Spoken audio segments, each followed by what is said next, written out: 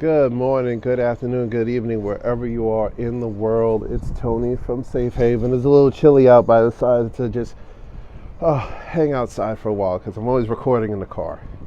So I want to do things a little bit different. Hope that's all right. So today I was journaling. I was talking to my therapist the other day, and it was something that's been on my mind. I did some research on this, and you can find tons of videos on YouTube, but because it is a real thing, and that is feeling tired when you're with the narcissist. Now, not just physically tired, but emotionally and all that drained. And apparently, this is a thing, right? You're with this person, this toxic individual, and you will feel depressed, you will feel drained, you will feel like you're out of sorts. Now, there are a bunch of reasons for that. I can only speak from my experience, but apparently, you know, when you deal with one narcissist, you pretty much deal with them all, right? So the first reason why you feel really drained with a narcissist is that they're constantly looking to you and relying upon you to fix their problems, right? So say for instance, they're having money issues or they're having family problems or whatever the case may be. Because you are in their orbit, they're going to come to you and look to you to fix it. Even if they don't come and say it, they're looking at you like, you're going to help me out, right? You're going to help me out. Now, you will also see that you also run into this when, like, even if you're like minimal contact or whatever, because you're co-parenting or you have a business together, or whatever the case may be, or you have to work with them, you're going to see them look to you to solve their problems.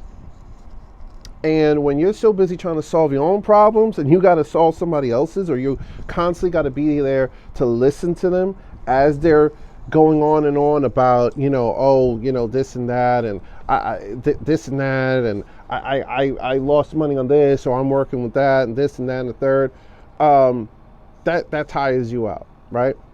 The next reason why you're tired when you're dealing with narcissists is because you are constantly getting invalidated and you're constantly getting broken down. I'll give an example. When I first got with my narcissist, I was not aware of any of this, right? This was years ago. I had no idea. But I remember I was working at a job and I was doing well in this job. And I moved very quickly with the narcissist. I actually moved out of my own place that I really loved, and of a neighborhood that I really loved, away from friends that I really loved. And I moved in with this individual, and because this was not really my choice, because I was kind of manipulated into it, ultimately I decided to move, but the reasons for moving were not as, I guess you could say, not genuine, but not as geared towards me as I would let others to believe. At the time, I got really depressed and I got really tired, so I started showing up late to the job. I started feeling, lethargic and all this. And one of my coworkers looked at me and said, "Are you all right? You've been looking depressed for the past month." And this was when the past month I had moved, right? And I'm like, yeah, I'm good. I just totally wrote it off. As the years went by, my depression and everything kept increasing because I felt the rift in the relationship consistently growing, the devalue, and invalidation. And every time I would share something, it's like, no, this didn't really happen. You didn't really, say that's not really what's wrong. You're the one who has the issues. You're the one with the problems, this and that. So constant invalidation, constantly being told that you're wrong, constantly being told, or constantly having to explain yourself, having to explain basic life concepts, basic rules of ethics and decency is draining, right? Because you're looking at this person, usually, this is a consenting adult, and you got to break stuff down to them consistently over and over and over again. It does not matter how many times you tell them, they're still, excuse me, they're still going to override what you say and still go against you and still show that you don't matter, okay? The third reason why you feel tired is because you know they're lying to you. Now, you may have a suspicion, but after doing some cursory research, you're going to realize that narcissists lie all the time. They lie about big things, small things, and things in the middle. Okay, they lie about things that you have no real business lying about, and they lie about things that, oh boy, you know what I mean? So when they're speaking, you know that what they're saying is not the truth. You know it. They'll deny it, but you know that they're lying to you. And that's tiring too, right? No one likes to be around someone that you know that they're lying to you, right? And you know that what they're saying is really not lining up with their actions, or what they're telling you happened didn't really happen. They didn't accidentally have sex with the coworker, Cheryl from accounting. They didn't accidentally, you know, steal money from you. Like, all this was premeditated, right? That's tiring. The fourth, I think, the fourth or fifth reason, I'll just go. The next reason is that their words don't line up with their actions, right? So their words will tell you, I love you, I adore you, I do anything for you, but their actions show you, I don't care, I'm not thinking about you, I don't really give a hoot whether you are here today or tomorrow.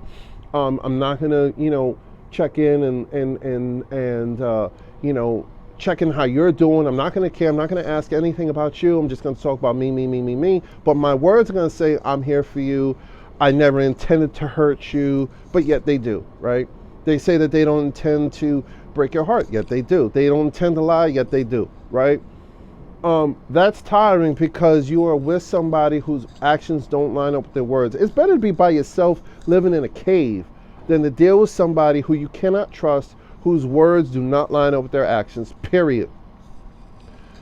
And lastly, the last reason is, and this ties in like with addiction, right?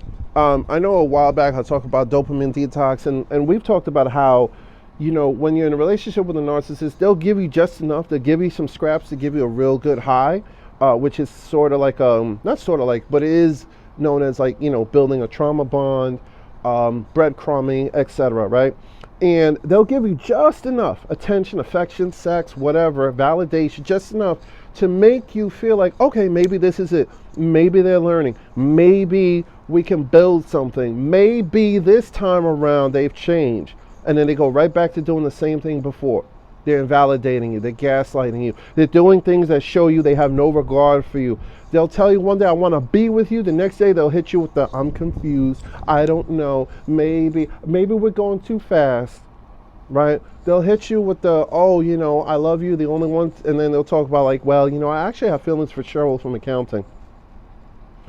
They'll say, hey, I want to spend time with you, I'm looking forward to rebuilding, and then they'll clog up their time with work, school, other things intentionally, and then leave you hanging, right? Or they'll say, yeah, let's have dinner at 7, and they'll show up at 8. Or, like the list goes on and on and on, right? But these actions show that you don't mean a doggone thing to them. They show it.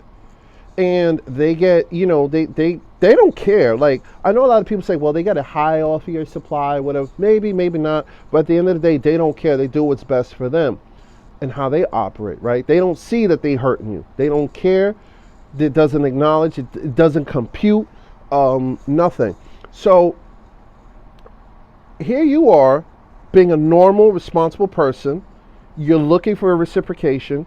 You're looking for someone's actions to line up with their words. You're looking for someone to value you as much as you value them. And by the way, another reason why I get tired is because you're working hard to prove to them that you are the best they will ever have.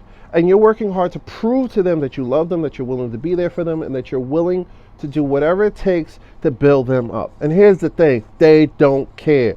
The moment they get tired of you, doesn't matter how good of a source of supply you are, doesn't matter how faithful you are, doesn't matter how handsome you are, doesn't matter how gorgeous you are, doesn't matter how much you keep your body up, how fit you keep yourself, how financially fit you keep yourself, it does not matter. At the end of the day, they're going to find somebody new, or make up an excuse as to why they can't be around and go with like some temporary gap filler supply. Maybe a rebound, maybe they'll move back in with their family who's constantly blowing their trumpets, right? Because that's what the family is used to doing. Remember, the family is usually to blame for creating the narcissist, right? They grew up in an environment that was either highly abusive or highly toxic because the family just worshiped the ground they walked on without any substance, right? So they're going to go back to that.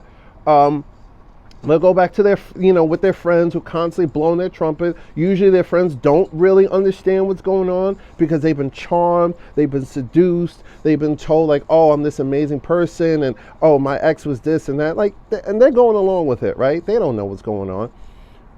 And they will leave you.